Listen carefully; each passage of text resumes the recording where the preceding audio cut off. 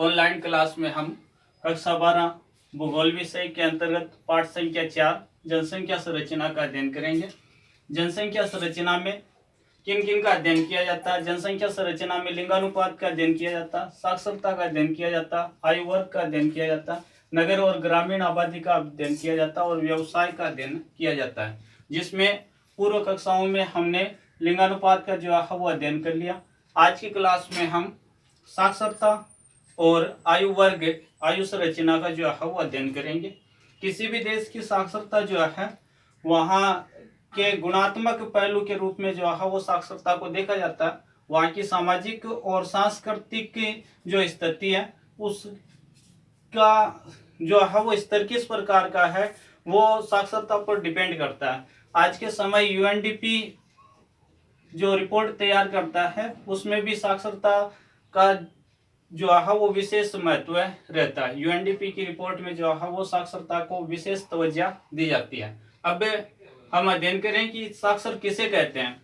तो 7 वर्ष से अधिक के नागरिक जो किसी बात को पढ़ सके, लिख सके और समझ सके उसे जो है वो साक्षर कहा जाएगा। तो साक्षरता से अपना अभिप्राय कि किसी लिखी हुई बात को पढ़ सके, लिख सके और समझ सके उसे जो है वो साक्षर कहा जाता है। अगर साक्षरता के हम आंकड़ों का अध्ययन करें तो विश्व में किस प्रकार से साक्षरता देखने को मिलती है, भारत में क्या स्तर है तो राजस्थान में क्या स्तर है। तो विश्व स्तर पे जो है वो साक्षरता का प्रतिशत 77%, भारत में जो है वो लगभग 73% और राजस्थान में जो है वो 66% जो है वो साक्षरता देखी जाती है। अब हम अध्ययन करें कि साक्षरता को कौन कौन से वे कारक है जिन पर जो है वो साक्षरता निर्भर करती है। साक्षरता को प्रभावित करने वाले कौन कौन से कारक है। तो किसी भी देश का आर्थिक स्तर जो है वो साक्षरता को प्रभावित करता है। कहीं पर आर्थिक स्थिति अच्छी है तो वहाँ साक्षरता का ग्राफ जो है वो अच्छा मिलेगा। नगरीकरण जो है वो साक्षरता को प्रभावित करता है। नगरों में जो है वो साक्षरता का प्रतिशत ज्यादा देखने को मिलता है।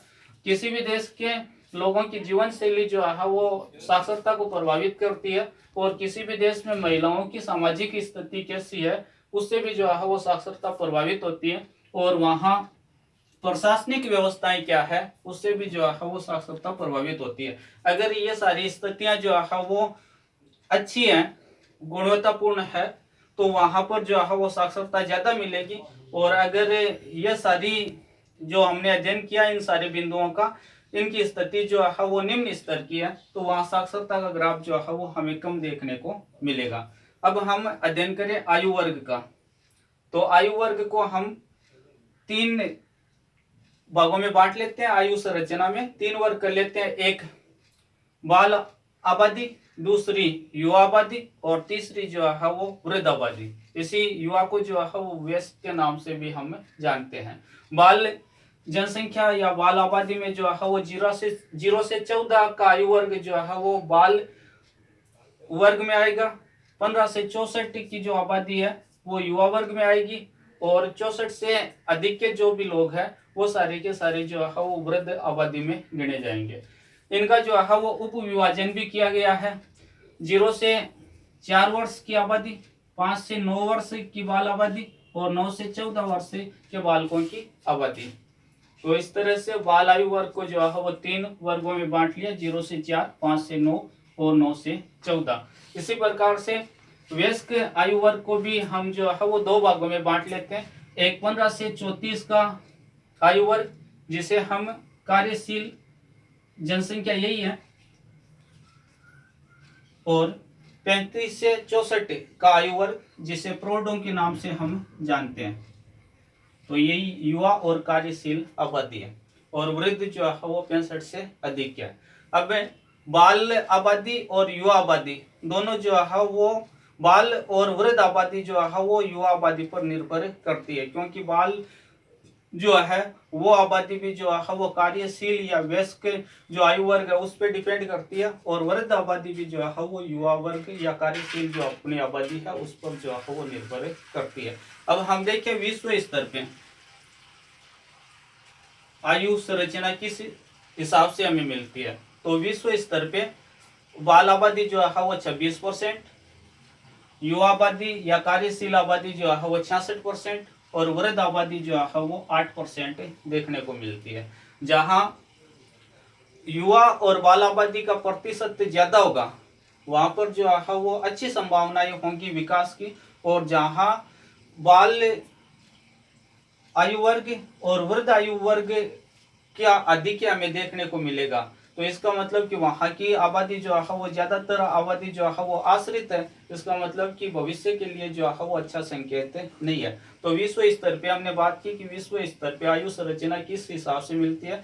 विश्व स्तर पे 26% बाल आयु वर्ग, 66% कार्यशील आयु वर्ग, युवा आयु वर्ग, वयस्क आयु वर्ग और 8% जो है वो वृद्ध आयु वर्ग का देखने को मिलता है। अब विकसित और विकासशील महाद्वीपों के हिसाब से जो है वो आयु वर्ग को दो भागों में बांट लेते हैं। एक विकसित जो देश है वहाँ आयु संरचना, और दूसरा विकासशील देशों में आयु संरचना। तो ये ऊपर विकसित देशों की लिखी है और यहाँ नीचे जो है वो विकासशील देशों की दी गई है। तो विकसित देशों में हम देखें तो बाल आबादी जो है वो 16%, वयस्क आबादी जो है वो 67% और वृद्ध आबादी जो है वो 17%। तो विकसित देशों में वृद्ध आयु वर्ग की बाहुलता देखने को मिलती है, प्रतिशत वाइज ज्यादा देखने को मिलता है। इसका मतलब कि वयस्कों पर जो है वो अत्यधिक भार जो है वो वृद्धों का विकसित देशों में हमें देखने को मिलता है।